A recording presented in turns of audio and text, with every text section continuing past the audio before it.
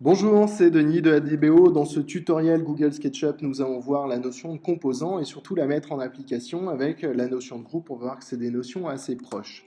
Donc on va enregistrer notre fichier et on va faire fichier nouveau pour dessiner une bibliothèque dans un nouveau fichier.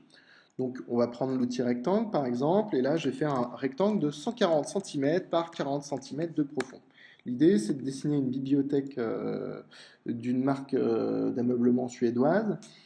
Ou Danemark, non je sais pas. Bon, vous mettrez ça dans les commentaires. Et donc j'ai dessiné un cube ici de 140 par 140 par 40 de profond. Et ensuite je vais prendre l'outil décalé, je clique sur la face principale et je vais taper 4 cm entrée. Ensuite je vais prendre l'outil pousser, un clic ici et je clique sur l'arrière. Et là on a dessiné quelque part la caisse de mon meuble. Et cette caisse de meuble, on va faire barre d'espace, triple clic, clic droit, créer un groupe. Donc barre d'espace, triple clic, créer un groupe une fois qu'on a dessiné la caisse du meuble. Là, je vais prendre l'outil pot de peinture, histoire de lui coller une couleur identifiable. Donc, je prends mon pot de peinture, la fenêtre des couleurs s'affiche, je choisis le rouge et je clique sur mon groupe. On voit d'ailleurs que tout mon groupe a été peint d'un coup d'un seul.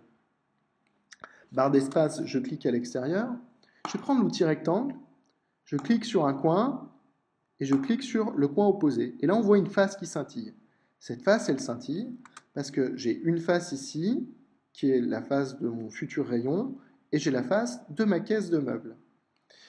Et donc, comme il a deux faces à afficher, votre carte graphique ne sait pas quelle face afficher, c'est pour ça que ça scintille. Ensuite, je vais prendre l'outil pousser, je vais faire un clic ici, et je vais aller vers le bas. Et avec vers le bas, je vais taper 2 cm entrée pour faire un rayon de 2 cm. Barre d'espace, triple clic pour sélectionner l'ensemble de mon rayon, et je vais faire clic droit, créer un composant. Alors un composant, c'est exactement comme un groupe, sauf que quand on le crée, il nous demande un nom, et qu'on va voir, il y a une autre caractéristique.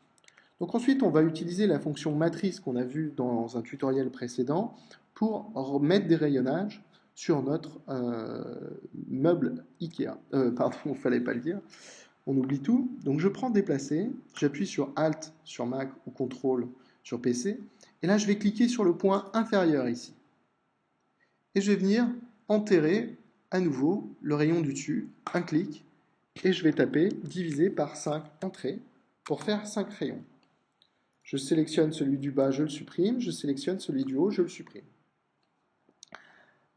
Alors, un composant, ce qu'il y a de notable sur un composant, c'est que si je fais une modification sur l'un, donc barre d'espace, double clic pour rentrer en édition de mon composant, je prends pousser, et si là je fais un petit décalage par exemple de 1 cm, je prends l'outil sélection, je clique à l'extérieur de mon composant, on voit que l'ensemble de mes composants a été réduit d'1 cm.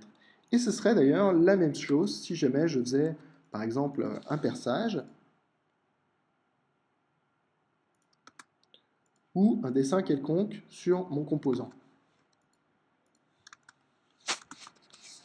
Donc je vais annuler pomme Z, pomme Z, pomme Z, pomme Z, pomme Z et sortir de l'édition de mon composant. Donc un groupe et un composant, c'est exactement la même chose, sauf que le composant, quand on le crée, on est obligé de lui donner un nom, et que le composant, il va être répétitif.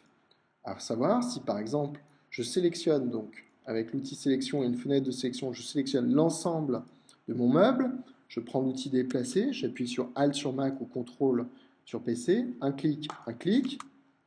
Donc ma caisse, c'est un groupe. Si ici, par exemple, je fais un perçage sur mon groupe, il n'y a que cette caisse-là qui est concernée. Par contre, si je fais un perçage sur mon rayon ici, je vais avoir tous mes rayons de percée. On va aller un peu plus loin dans le prochain tutoriel pour comprendre un peu mieux la puissance des composants et des fichiers SketchUp. Merci, n'hésitez pas à vous abonner à notre chaîne YouTube. À bientôt.